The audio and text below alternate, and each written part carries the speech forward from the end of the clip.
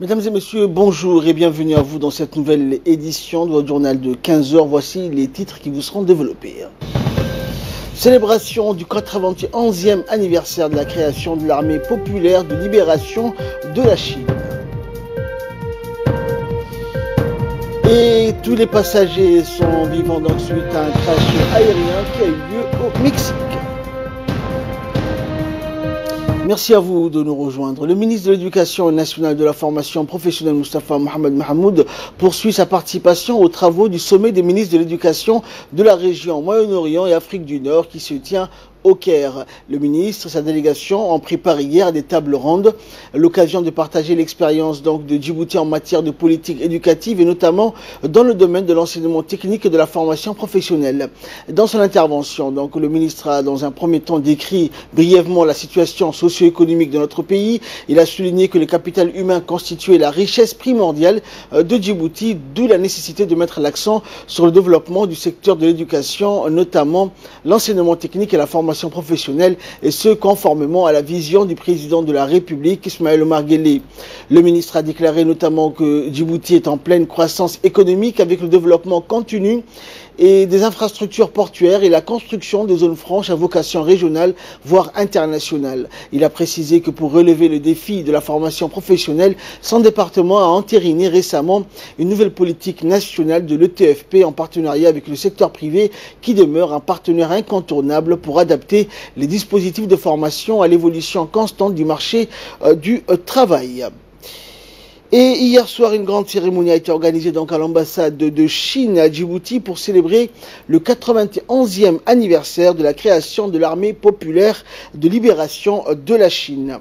La cérémonie donc était présidée par l'ambassadeur de Chine à Djibouti avec la participation des officiers donc supérieurs chinois, dans le colonel supérieur attaché militaire auprès de l'ambassade de Chine, des diplomates accrédités à Djibouti, des chefs de mission militaires et les officiers supérieurs djiboutiens ont participé donc à la cérémonie haute en couleur.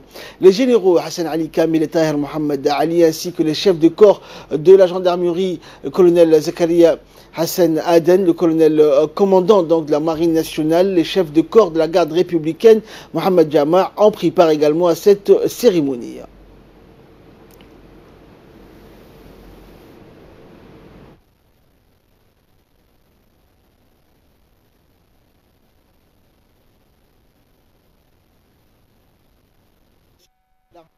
L'armée chinoise a combattu durant la guerre révolutionnaire agraire et durant la résistance et puis pour la libération de la Chine. Elle a aussi mené des opérations de riposte en légitime défense et a contribué au développement économique, au progrès social et à l'unité nationale de la Chine.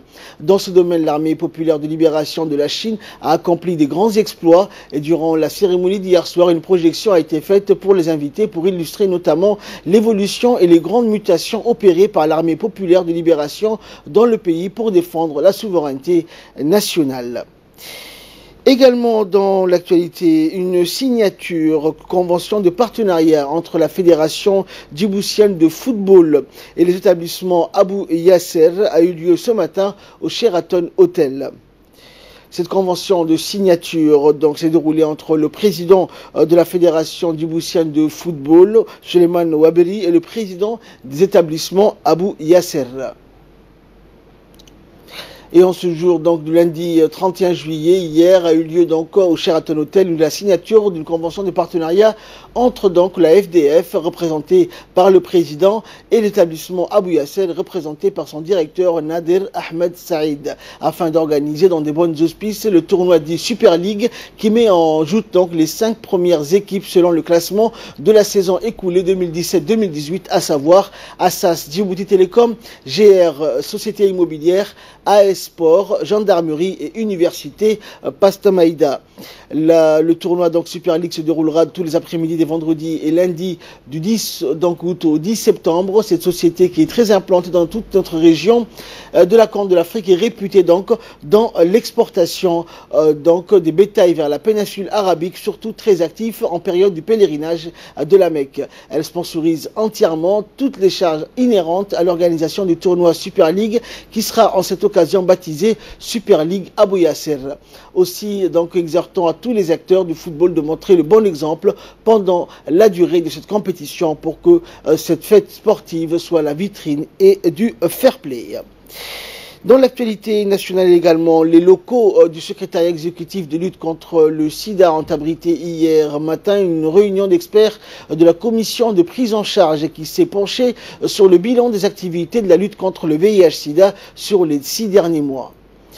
Les travaux donc de cette session semestrielle de mi-parcours ont été ouverts donc par le secrétaire général de la santé, Dr Salah Banouita, principal organe consultatif en appui au programme de lutte contre la pandémie du sida.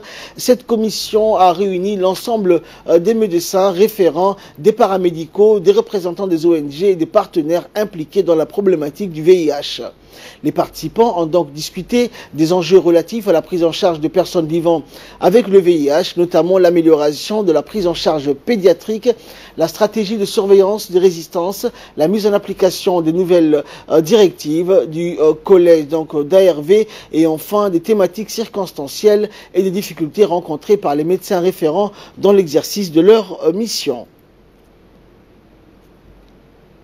Qui est ce président et moi, c'est moi, Dr Maad Nasser, infectiologue à l'hôpital Pelletier. Il y a beaucoup de travail à faire. L'être humain ne cesse de travailler pour améliorer les conditions de vie de la population. Et le seul souci de cette commission, c'est d'améliorer la santé de la population de Djibouti. Et la préfecture de la région d'Arta a accueilli donc hier une délégation conduite par le directeur général de la DDS, Mahdi Mohamed, et le directeur de l'agence turque de coopération et coordination, la TICA, Mehmet Taha Dogan. Un entretien donc a eu lieu en présence du préfet par intérim, donc Mohamed Fouzi Ahmed Assoué, et du président du conseil régional Elmi Bouh. Ensuite, la délégation de la TICA et la DDS, accompagnée du préfet adjoint, se sont déplacés à Gablagalan, une localité rurale située à 40 km au sud-ouest de la ville d'Arta. Une réunion de concertation et d'information entre les notables et les femmes du secteur avec la délégation a eu lieu donc dans laquelle les représentants de la communauté ont fourni donc leurs principales doléances. Et parmi ces doléances figurait la réhabilitation du réservoir, la construction de 2 bornes fontaines et abreuvoirs à proximité du forage, ainsi que la réhabilitation d'une piste. Et après la séance de discussion et d'échange, le directeur de la TICA a procédé à la distribution de kits d'hygiène et kits de premier secours aux foyers vivant à proximité du forage de Gablagalan. L'issue de cette rencontre donc avec les habitants de ce secteur, le préfet intérimaire et la délégation qu'il conduisait ont constaté de visu l'état de l'ouvrage hydraulique et des installations solaires ainsi que les besoins prioritaires. Dans le district de Arta pour distribuer aux localités des kits de premiers soins et des kits de hygiène. Et nous avons entretenu avec les gens de la localité, entendu leurs problèmes. Inch'Allah, dans un temps rapide, en tant que TICA, agence turque de coopération et de coordination, nous allons supporter notre cher gouvernorat d'Arta et voir qu'est-ce que nous pouvons faire pour accompagner nos chers frères et sœurs qui vivent dans des conditions difficiles. Et rappelons que cette tournée s'inscrivait d'une part à collecter les doléances de la communauté rurale, mais aussi à permettre donc à l'agence TICA de démarrer la campagne d'hygiène à l'endroit des nomades vivants avec leur cheptel dans des lieux où les postes de santé sont inexistants. On écoute donc pour plus de précision le préfet adjoint de la région d'Arta. On est ici aujourd'hui à Gablagalan, la localité de Gablagalan, à peu près à 40 km de la ville d'Arta, où on est accompagné d'une délégation de l'agence turque de coopération, la TICA, et de la DDS pour lancer la campagne de sensibilisation et de l'hygiène aux communautés rurales. Donc nous sommes satisfaits de cette première étape-là. Nous avons pu avoir aussi l'occasion de discuter et de prendre les doléances de la population locale. Je remercie ici le responsable de TICA qui a essayé de venir ici avec des kits d'hygiène et des kits de premiers secours pour cette population où il n'y en a pas actuellement de postes de santé. À Tadjoura, à présent, à la demande donc des autorités régionales, notamment du préfet de la région de Tadjoura, l'agence djiboutienne des routes, l'ADR, a démarré les travaux de réfection du chaussée ainsi que la pose de dodanes dans les différentes artères de la ville de Tadjoura pour la sécurité des usagers. Par la suite, donc, le préfet se rendit dans le chantier pour voir la progression de travaux. Il fut accueilli par le responsable de l'ADR, Hamad Bilil. Et par la suite, le service nord d'ADR a débuté la réhabilitation de la route nationale 9. Les travaux de dos d'âne donc sont sollicités pour prévenir et éviter des accidents dramatiques qui surviennent par le mauvais état des routes. Ces travaux s'étaleront donc depuis Tadjoura-Ville jusqu'à Raissa, proximité du lac Assal. Le responsable de l'ADR Nord a remercié le préfet pour son geste, cette geste donc de facilitateur ainsi que pour son soutien.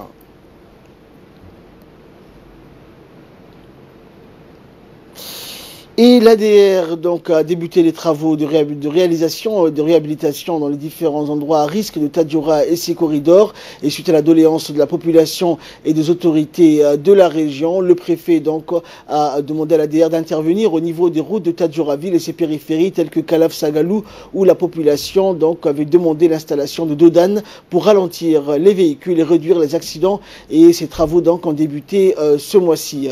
Ces travaux donc s'inscrivent dans le volet de la politique du gouvernement qui est de faciliter le transport et voies d'accès aux populations. Écoutons le préfet. Dégagé. Aujourd'hui, depuis un certain temps, les travaux ont commencé et petit à petit, ils essayent d'avancer pour réhabiliter les endroits à risque de ces corridors. Suite aux doléances de la population, nous avons demandé à l'ADR d'intervenir au niveau de routes de Tadjoura-Ville et des Kalaf ainsi que des Sagalou où la population nous avait demandé à ce qu'on puisse avoir des dodanes afin que les voitures puissent ralentir et éviter les accidents. Donc les travaux ont commencé effectivement et ça va continuer durant ce mois-ci. Comme la politique du gouvernement exige, c'est rendre l'accès à la population. Donc dans ces cadres, nous avons sollicité à ce que certaines pistes qui favorisent un peu l'accès, à savoir la piste de Dardo-Bankwale entre Randa et Daï, telle que la piste de Galila et Maraoulé et d'autres priorités qui sont également déterminées. Donc nous remercions à cet effet au directeur général de l'ADR et à son équipe qui ne ménage aucun effort pour être actif sur le terrain. Donc. Et de là, nous passons donc à ce qui fait la une de l'actualité internationale avec Fardous Hussein. Bonjour Fardous. Alors Fardous, la Tunisie est sur le point d'accueillir un bateau de migrants bloqué depuis 2 semaines. En effet, Ahmed, la Tunisie accueille aujourd'hui dans le port des Arzis un navire humanitaire transportant 40 personnes, dont des Africains, a annoncé le Croissant Rouge.